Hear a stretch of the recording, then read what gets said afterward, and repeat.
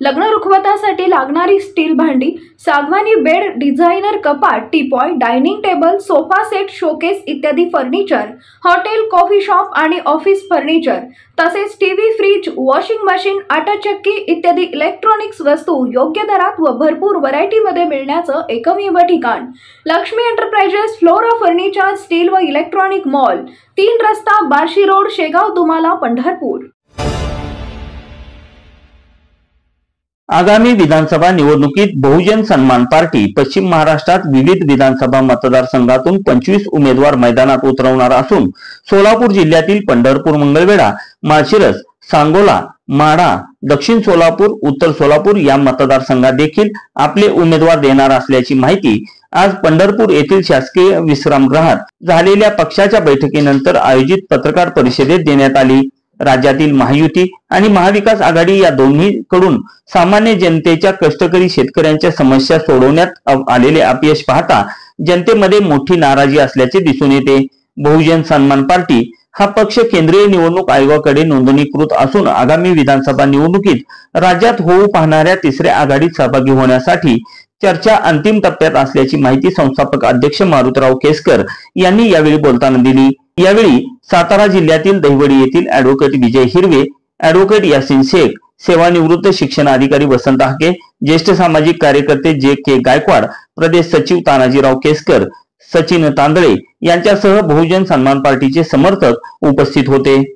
सातत्यानं बहुजन समाजावर अन्याय होतोय, बहुजन समाजाला न्याय मिळत नाही, बहुजन समाजाला सन्मान मिळत नाही आणि या सन्मान मिळाला पाहिजे, न्याय मिळाला पाहिजे म्हणून या पार्टीची आपण स्थापना दिल्लीला रजिस्ट्रेशन केलेलं आहे। भारतीय निवडणूक आयोगाकडे निर्वाचन सदन दिल्ली इथं निवडणूक आयोगाकडे नोंदणीकृत महाराष्ट्र बहुजन सन्मान पार्टी म्हणून नोंदणी झालेली आहे, राजकीय पक्ष म्हणून नोंदणी झालेली आहे। महाराष्ट्रामध्ये या राज्य सरकारचं शेतकऱ्यावर दुर्लक्ष, कांद्याला दर नाही, कुठल्याही शेतकऱ्याच्या मालाला हमीभाव नाही, शेतकरी निराश झालेला आहे। त्यांना बाकीच्या घोषणा करण्यासाठी किंवा अनेक विषयासाठी पैसे आहेत पण शेतकऱ्यासाठी पैसे नाही।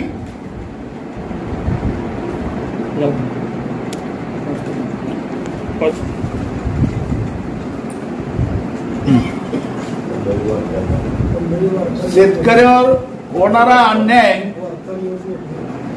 हे सातत्यानं शेतकरी सहन करतोय म्हणून आम्ही आमच्या माध्यमातून येणाऱ्या विधानसभेमध्ये आम्ही 25 उमेदवार उभा करणार आहे। अनेक प्रश्न आहेत, शेतीमालाला दर नाही, बेरोजगारांना काम नाही, ग्रामीण भागामध्ये रस्ते नाहीत आणि महागाई एवढी वाढलेली आहे की सामान्य माणूस हैराण झालेला आहे।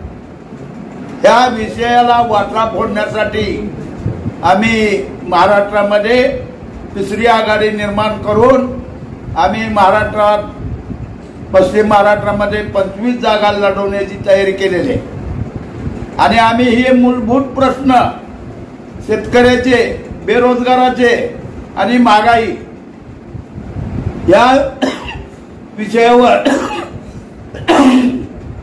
निवडणूक लढवणार आहे आणि ह्या विषयाला वाटा फोडण्यासाठी आमचे कमिटीचे लोक नियोजन करून महाराष्ट्रामध्ये अनेक ठिकाणी जिथं जिथं आमची कमिटी जाईल तिथं तिथं आम्ही ह्या विषयाला वाटा फोडणार आहे आणि आम्ही त्या माध्यमातून विधानसभा लढवण्याची तयारी केलेली आहे। सोलापूर जिल्ह्यातल्या किती आणि सोलापूर जिल्ह्यातल्या कमीत कमी 6 कोणते कोणते? सोलापूर जिल्ह्यातल्या पंढरपूर मंगळवेढा मोहोळ दक्षिण सोलापूर उत्तर सोलापूर माढा माळशिरस सांगोला या जागा लढवणार आहे. घातलेला आहे आणि त्याच्या अगोदर प्रामुख्यानं जो वाद झाला आहे ओबीसी एका बाजूला आणि मराठा एका बाजूला, त्यामध्ये आमचा पक्ष जो आहे तो सेंट्रल गव्हर्नमेंटच्या मार्फत म्हणजे निवडणुका आयोगामार्फत मान्यता मिळालेली आहे आणि त्यामुळं आम्ही जे ओबीसीत मोडतो आहे धनगर समाज आता दिल्ली सरकारमध्ये, तर दिल्लीमध्ये ज्यावेळेस जायचं कुठलाही प्रश्न येतो त्यावेळेस ओबीसीचं हक्काचं संरक्षण झालं पाहिजे. म्हणजे एकूण बहुजन समाजाची जी रचना आहे ती प्रामुख्याने ह्यामध्ये नमूद झाली पाहिजे आणि ह्या पक्षाच्या धोरणामध्ये आता प्रामुख्याने एका मराठा समाज म्हणतो आहे की आम्हाला ओबीसीत द्या, तर ते दिलं तर आमच्यावर अन्याय होणार आहे ओबीसीवर आणि तसं व्हायला नाही पाहिजे. म्हणजे ओबीसीचे हक्क संरक्षित राहून जे काय करता येईल ते तर केलं पाहिजे. आणि धनगर समाजाला जे महाराष्ट्राच्या सरकारपुरतं जे आहे NTच्या सवलती हे सुद्धा काही पुरेसं नाही. आता जर आपण पाहिलं तर म्हणजे खाली खाली जर गेलो आपण कर्नाटकमध्ये तर कुर्बामध्ये म्हणजे BCमध्ये SC मध्ये आणि बाकीच्या स्टेटमध्ये गेले काश्मीरपर्यंत तर हा समाज धनगर समाज हा मागासवर्गात STमध्ये आहे SCमध्ये आहे आणि हा अन्याय फक्त महाराष्ट्रापुरताच झालेला आहे आणि आम्हाला OBCमध्ये सवलती घ्याव्या लागतात. आणि तुम्ही पहा जे IAS अधिकारी आहेत काय आहेत क्लास 1 ह्या अधिकाऱ्यामध्ये धनगर समाजावर अन्याय झालेला आहे. आणि हा अन्याय दूर झाला पाहिजे.